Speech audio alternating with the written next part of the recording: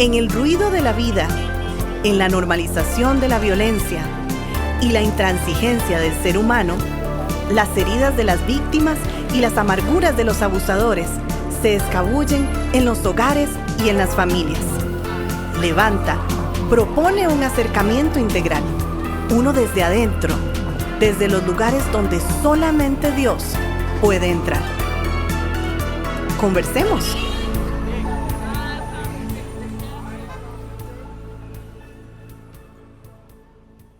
Una de las preguntas que más nos hacen al Ministerio Levanta es ¿qué pasa cuando quien maltrata no quiere cambiar? Y es una pregunta que desde nuestra cosmovisión tiene ciertas aristas que deben ser consideradas, ya que es una pregunta importante y necesario de considerar. Mi hermano, un gusto estar con vos como cada semana. ¿Cómo vas? Igualmente, voy muy bien, gracias a Dios. Y sí, una reflexión importante. Y es que aquí ya entramos en un contexto relacional totalmente diferente. Sí. Ya es otra cosa. Salimos del rasgo psicopático. Sí, y en el sentido de que se llega como a consolidar en la persona, sí, ¿verdad? Sí. Entonces ya es otro nivel relacional. Ok, entiendo. Con otro tipo de estrategias. Cuando la persona no quiere cambiar. Correcto. Uh-huh. Sí. Y es que en esta situación relacional ya no habrá más estrategias, ya no habrá recursos disponibles, solamente huir. Y hablamos de una separación tanto física como es la que popularmente se conoce, popularmente no, pues es la conocida, huir, irme, pero también incluimos un aspecto muy importante que es el huir o una separación psíquica entre víctima y victimario. Sí, le invitamos a que pueda, si no lo ha hecho, escuchar el podcast anterior porque hablamos del vínculo traumático y de un término importante para poder entender esto así como que sonaría como tan radical, ¿verdad? ¿Cómo es posible? No, estamos hablando cuando se ha desarrollado en la persona una personalidad complementaria, que es una situación progresiva, sostenida en el tiempo, donde las características psíquicas de la persona han sido realmente atacadas como si fuese un depredador emocional y psíquico, y la persona queda en una condición, y entiéndese muy bien, donde siempre va a estar potencialmente vinculada a la figura maltratadora. Por eso es la importancia de la separación tanto física como psíquica. Muy bien, y es que cuando una personalidad realmente es psicopática, como hemos hablado en los últimos 4 programas, luego terminada la relación, evidentemente por un agotamiento emocional absoluto, ¿verdad? El agresor seguirá en una retraumatización. Esta va a ser constante hacia su expareja, o sea, va a continuar el asunto. ¿Sí? Bien, así que todo contacto, por más mínimo que sea, no hará más en la víctima que agravar el daño sufrido durante años. Sí, y va a ser también, evidentemente, que retroceda en su plan de recuperación. Por eso es importante lo que vos estabas mencionando de una separación física y psíquica. Eso es mental. Muy, muy importante lo que estamos aquí poniendo en consideración. ¿Y por qué? Porque se espera que un maltratador que ha decidido permanecer en el maltrato, ¿verdad? Que no quiere dejarse cambiar en su forma de pensar, va a necesitar, por esa lógica en la que vive, en ese mundo en el que quiere permanecer, seguir humillando, porque así entiende la relación de poder y de control, seguir humillando, denigrando, afectando a la expareja, a pesar que dicha relación ya haya terminado. Sí. Entonces, estamos hablando de que de una separación consumada, ¿verdad? Desde esa propia realidad va a seguir pensando que sus acciones son justificadas, ese es el punto. Y el fin es seguirle dando pongo comillas, una lección a quien fue su compañera. O sea, seguirla educando, seguirla aconsejando. Sí. Seguir mostrando un falso interés. Sí, correcto. Sí, es muy complejo, porque se pensaría, ¿verdad?, de que al darse una separación física se van a acabar los abusos. Sí. Y probablemente la mayoría de ellos van a desaparecer, ser minimizados, pero continúa si hay una continuidad psíquica, la relación continúa de forma mental, psíquica, va a propiciar más abusos. Y evidentemente se espera que si hubo un maltrato físico, pues por matemática simple, ¿verdad? Sí, lógico. Una separación física incluye que ya no va a haber maltrato físico. Lógicamente. Pero el maltrato verbal el maltrato psicológico, emocional, incluso patrimonial, cuando está de por medio la pensión, por mutuo acuerdo.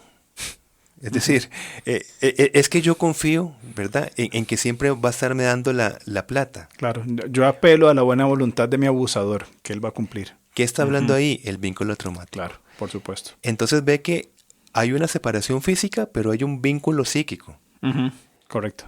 Y otra vez, estamos dando esa medida extrema de huir cuando la persona ha manifestado y manifiesta mantenerse y continuar en su lógica relacional. Cuando ya una vez separados, la persona aún se siente maltratada, desvalorada. Es decir, cuando ya no hay vínculo relacional. No hay matrimonio, pues. No, exactamente. Y entonces es eso. Es decir, si yo me pongo a reflexionar cada vez que tengo contacto verbal, psíquico, emocional con tal persona, en comunicación, digamos, no personal, yo termino la relación retrocediendo como yo me sentía cuando estaba conviviendo con esa persona. Básicamente, ese es como un punto de autorreflexión. Es cuando la persona sigue en contacto con su victimario, entonces. Sí. O sea, exacto. Hay una separación física o se disuelve el matrimonio y queda, por ejemplo, si hay hijos en la pareja, la visita del padre cada tanto. Y el padre le comenta a un hijo, es que tu mamá siempre, es que tu mamá nunca. Y el niño, evidentemente, en su inocencia, mamá, es que papá dijo que... Sí. A eso estamos hablando. Sí. Okay. Es parte, sí, claro, a eso estamos hablando.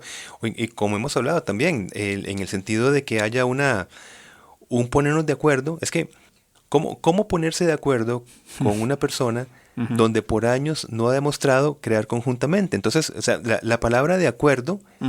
Es que nunca ha estado en la relación. Claro. Porque ha sido unilateral. Exactamente. Entonces, ¿por qué se espera que terminada la relación vamos a ponernos de acuerdo en algo? Claro. Por eso están los recursos de la ley. Exactamente. Es decir, se cumple porque se cumple. Ya está. No, aquí no hay nada de ponernos de acuerdo, ¿verdad? No hay nada que... Sí, no hay más, nos ponemos de acuerdo una vez frente al juzgado de familia y ya está. Y listo, se acabó el asunto. Listo. Muy bien. Entonces, en una relación, y es importante marcarlo, no hay inocente y culpable. Sí. Bien. El pecado que aún mora en nosotros nos lleva a una habitual violencia asimétrica, es decir, cuando la violencia es pareja, ¿verdad? Sí. Pero nos referimos a un índice diferente de maltrato, de humillación, de control. Desde la normalización de la violencia asimétrica se deja de crecer, o más bien se deja crecer una violencia asimétrica. Es decir, de los... digámoslo así, de los comunes desacuerdos se pasan a una asimetría, una distancia de poder una sobre la otra. Sí, por eso es tan riesgoso pensar que es que no tenemos realmente un grave problema, porque sí, nosotros pasamos discutiendo todo el día, ¿verdad? Pero así como que llegar así a esos maltratos que se hablan en los podcasts, pues tampoco. Claro. Es que el punto es que la habituación de una violencia asimétrica está a la puerta del desarrollo de una violencia asimétrica. Exactamente. Eso es muy importante marcarlo. Y creo que vos predicabas hace unos domingos atrás en la iglesia sobre Efesios capítulo 6 y vos decías que parte de la estrategia de Satanás es ir, a ver si me acuerdo puntualmente las palabras que usaste, es ir construyendo pequeñas fortalezas. Exactamente. Y hablabas de mentira, de autosuficiencia. No me acuerdo exactamente. Sí, bueno, pero eran todas estas, claro. Esas pequeñas cositas que van, el enemigo va formando. Amargura, correcto. Sí, me acuerdo de autosuficiencia, amargura, mentiras, pornografía. Algunas cosas muy puntuales que son pequeñas fortalezas, pero que al final van a contribuir en un gran ataque, en un gran detonante, un gran dominio, exactamente. Una gran conquista. Exactamente. De más territorios. Entonces, cuando hablamos de la violencia asimétrica, podríamos compararlo con esas pequeñas fortalezas que se van armando, pequeños conflictos, microconflictos, que se van juntando y en que terminan en un gran dominio de la violencia asimétrica. Exacto. Es fantástico lo que estás poniendo acá. Violencia asimétrica es, yo le digo tonta y ella me dice estúpido. Exactamente. Sí, no, pero luego... Así somos. Sí, exacto, ese es el punto. Es que así somos y así hemos aprendido a llevarnos. Cuidado, porque luego se pasa a un punto de inflexión, ¿verdad? Correcto. Y ese punto de inflexión es cuando generalmente esta asimetría sostenida, ¿verdad? Se inician los esfuerzos para intervenir en la parte que suele buscar más control. Sí. Sea desde la súplica de la parte afectada o desde el recurso de la consejería bíblica o consulta psicológica. Exacto. Porque es importante encontrar este punto de inflexión, ¿verdad? en la relación para atender estos casos antes de que sea más grave. Exactamente, sí, esa es una buena observación. Y como hemos ya dicho muchísimas veces, punto de inflexión es que es, pongo grandes comillas, normal que yo le diga tonto y me diga estúpido. Pero vieras que pasó una situación en que se pasó de la raya la agresión verbal y, por ejemplo, delante de los hijos o delante de mis papás. Eso se llama un punto de inflexión. Correcto. La presencia de un punto de inflexión es muy peligroso porque ya está dando una radiografía de lo que se está desarrollando como un iceberg, ¿no? Y es de esperar que otros muchos puntos de inflexión en otras dinámicas relacionales empiecen a surgir. Exacto. ¿Ves? Y cuando muchos puntos de inflexión se habitúen en una relación, es cuando se desarrolla en la parte más afectada o vulnerable el vínculo traumático. Exactamente. Y entonces comienza a generarse la indefensión, de la culpa falsa, el aislamiento, porque se comienza a dar una asimetría en la relación.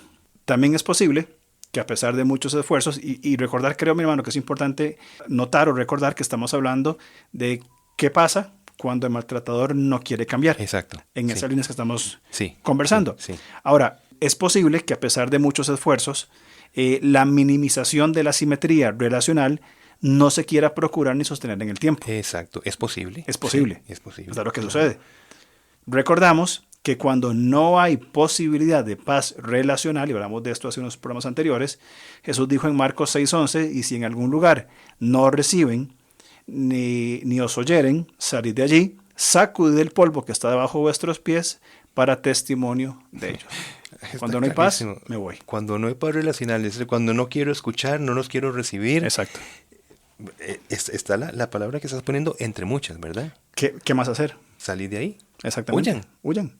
Den el testimonio, sacando el polvo ustedes que aquí no son recibidos, que ni siquiera limpiaron sus pies. Yo aquí no soy recibido, me voy. Y esta realidad bíblica relacional es muy difícil de aceptar. Sí. Sobre todo cuando no se nota, cuando no se toma como un recurso bíblico. Exactamente. ¿Verdad? Pero entre más rápido se reconozca, más pronto vendrá el proceso de recuperación, el cual puede ser fuertemente afectado desde la etapa de la luna de miel.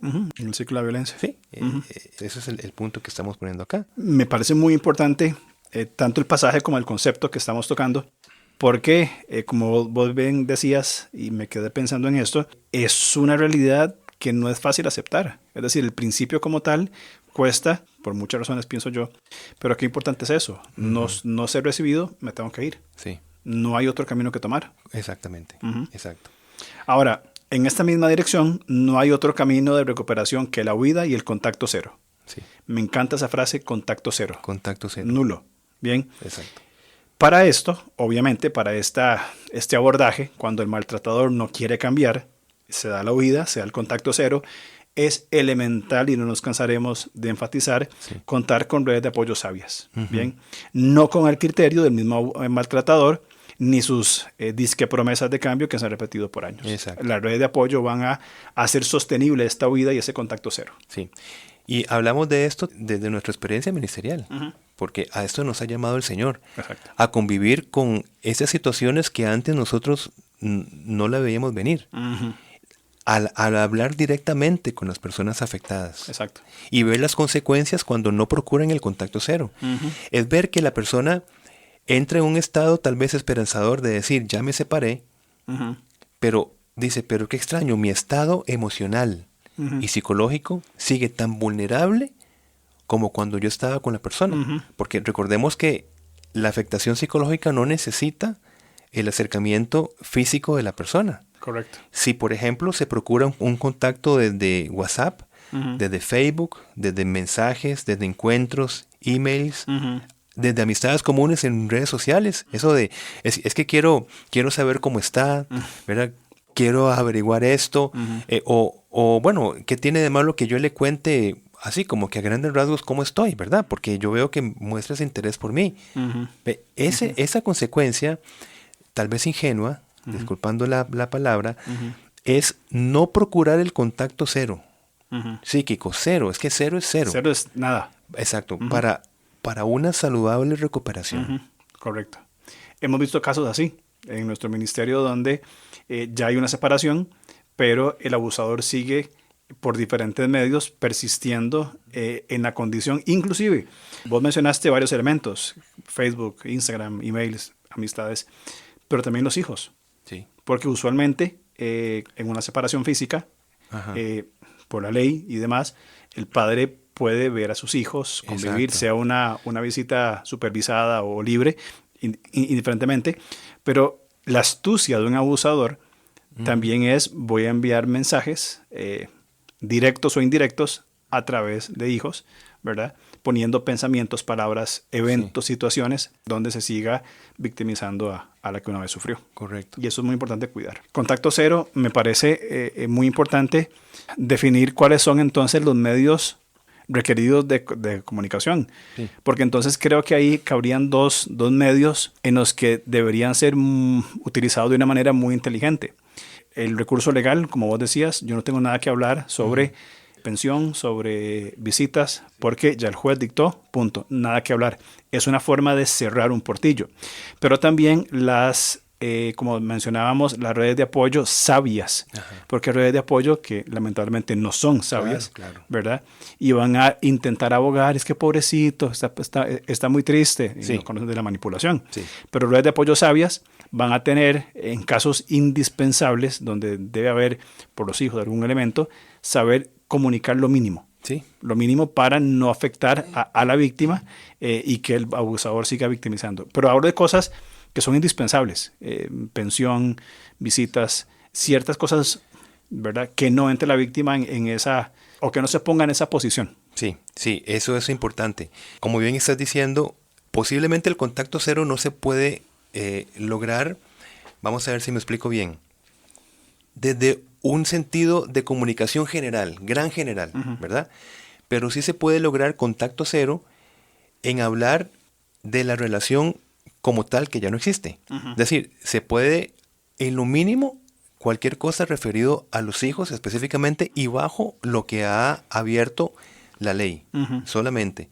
Pero más allá de ello no hay ningún otro vínculo, ningún otro.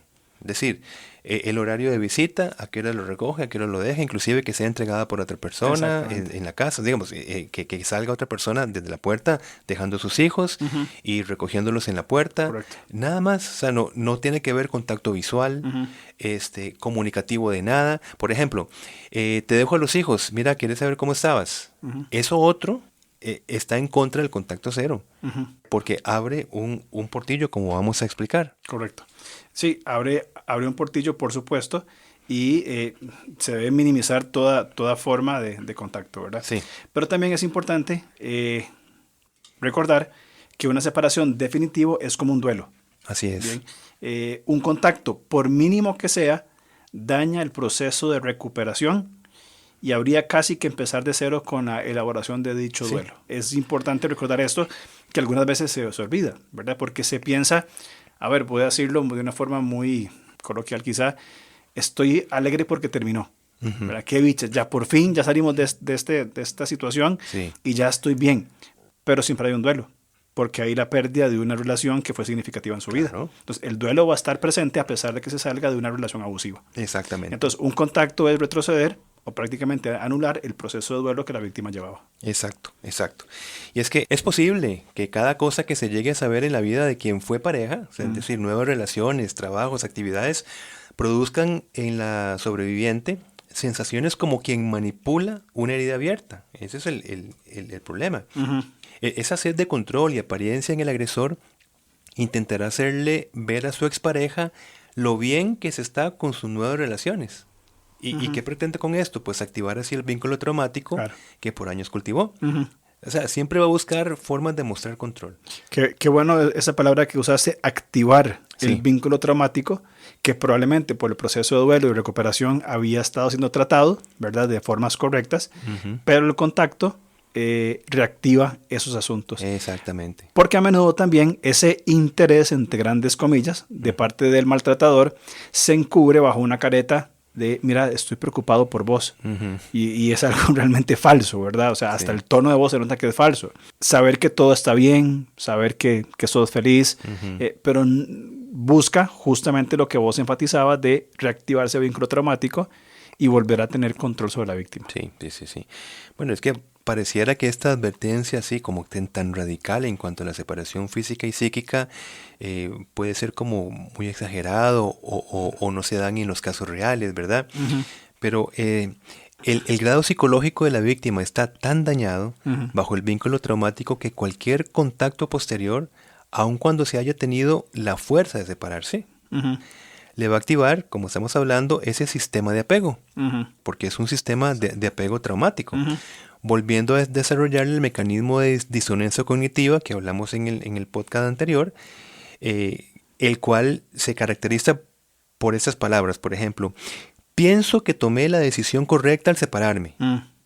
Y a la vez, pienso que tal vez no fue una buena decisión separarme. Es sencillo de entender. Entonces, es esa disonancia. Exacto. Cosas que no empatan, ¿verdad? Que no deberían estar juntas, ¿verdad? Exacto. Creo que queda claro, ¿verdad? De hecho, en un momento hablamos de alguna relación a nivel cerebral de el síndrome de adicción, ¿verdad? Y también con la abstinencia de un adicto. Sí. Porque, según entendemos, este vínculo de apego distorsionado lleva a una víctima, ojo, aún luego de haber sido humillada por años y haber sido rechazada, la lleva a sentir que no puede dejar de regresar a la relación. Exactamente. Que está volviendo a esa relación. Con solo un pequeño contacto. Exactamente. ¿Cómo estás? Exacto. Me preocupo por vos. Vi a los chiquitos, te veo muy, muy delgada. ¿Estás bien? Esos contactos, entonces, llevan a esa sensación de decir, no puedo dejar de regresar. Ahora, será difícil escuchar esto, pero regresar a la relación, como una víctima podría llegar a decirlo, no es amor, sino un vínculo traumático que se está reforzando por el maltrato y el trauma de traición y evidentemente por el abuso. Sí. Que es ahí justamente donde los expertos han llegado a comparar estas acciones con un síndrome de abstinencia de un adicto.